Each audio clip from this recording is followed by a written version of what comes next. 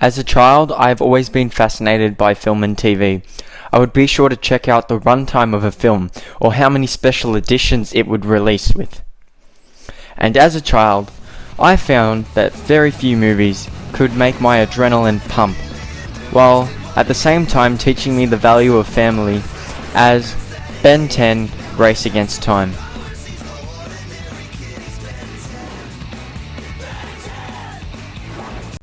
In 2005, the animation company Man of Action told the creative team of Duncan Raoul, Joe Casey, Joe Kelly, and Steven T. Seagal to pitch 20 shows in 20 minutes. The team quickly rushed into production on some of the craziest ideas that they had. When they presented Man of Action with the concepts for their TV shows, Ben 10 was picked up due to its simple story of a boy named Ben going on a road trip with his grandfather Max and cousin Gwen for the summer, and while he was in the woods, finds a watch that gives him the ability to transform into 10 different aliens. By the end of the first season, it was one of Cartoon Network's most successful shows, and at the time of developing the third season, Cartoon Network decided to approach Man of Action to make a live-action Ben 10 film.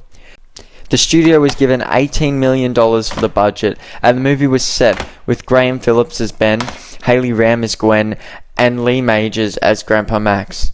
The movie was set to be released on the 21st of November 2007. Now let's see if this movie still holds up today. I haven't seen it in years, so I'll be assessing it on 3 main points: the characters, the plot, and the action. Firstly, let's take a look at the characters of the film. Benjamin Tennyson is your average 10-year-old, although he looks about 13. He is quick-tempered and constantly whining about the struggles of having a secret identity, and of course is insanely cocky. This follows what was established as the status quo for the original Ben 10 series. However, here the script isn't as sharp with the one-liners, and as such falls flat in some points during the film. Moving on to Gwen. She is, as you remembered, very intelligent, always putting Ben down, but when she sees that things get serious, will open up and express her true feelings. In this film, Gwen does not use her powers, even though she has them at this point. This is probably due to budgetary reasons, and I think the main flaw with this film is the dynamic between Ben and Gwen. It's not as well thought out as their cartoon counterparts and can leave a lot to be desired. For example, one scene when Ben and Gwen are having an argument about someone knowing about Ben's secret identity, Gwen seems to care by addressing the issue with Ben.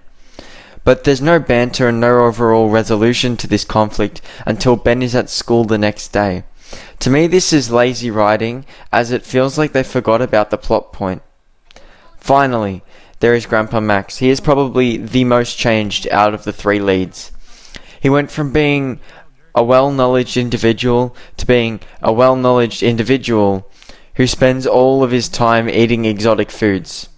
And yes, I acknowledge that this gag was in the original series. However, I feel like it overstays its welcome in this film.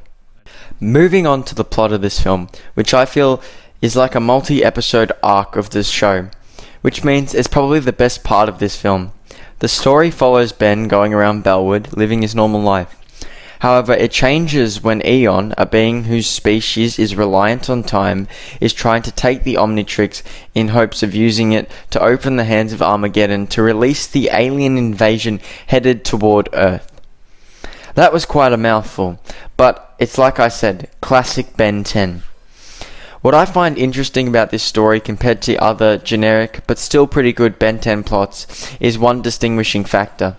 The villain, Eon, doesn't want the Omnitrix for himself. He wants Ben to open the hands for him, and he does this by transporting himself into the watch.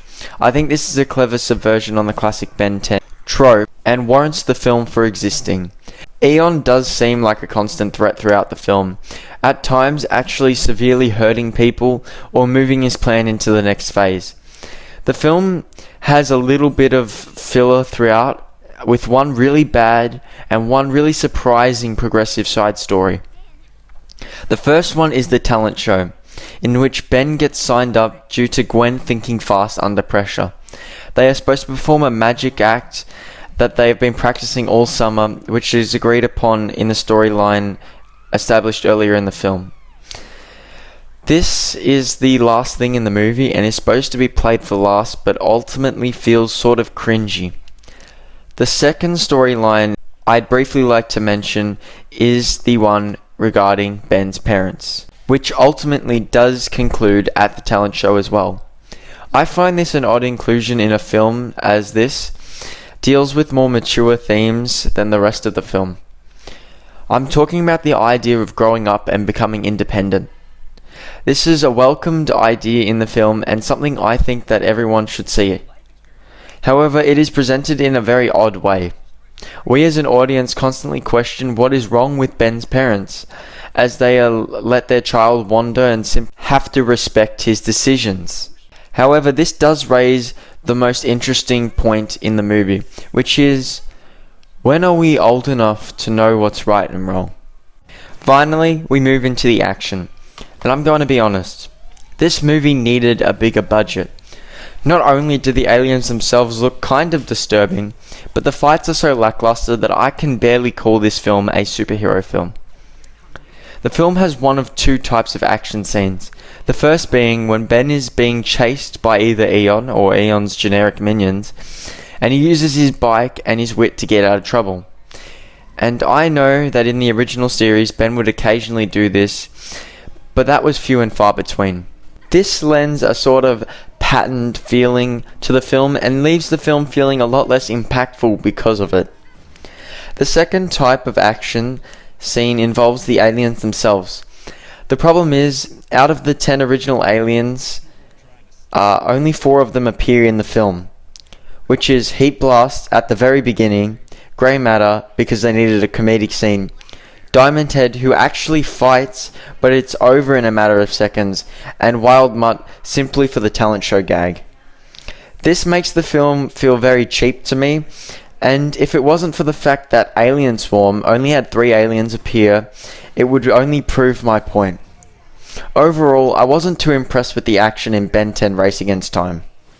In the end, Ben 10 Race Against Time feels cheap, the characters aren't written as well as their TV show counterparts, but the story is an absolute treat.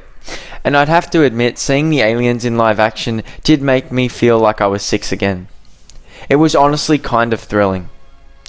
So, I would say check this out if you were interested in the idea of a Ben 10 live action original film.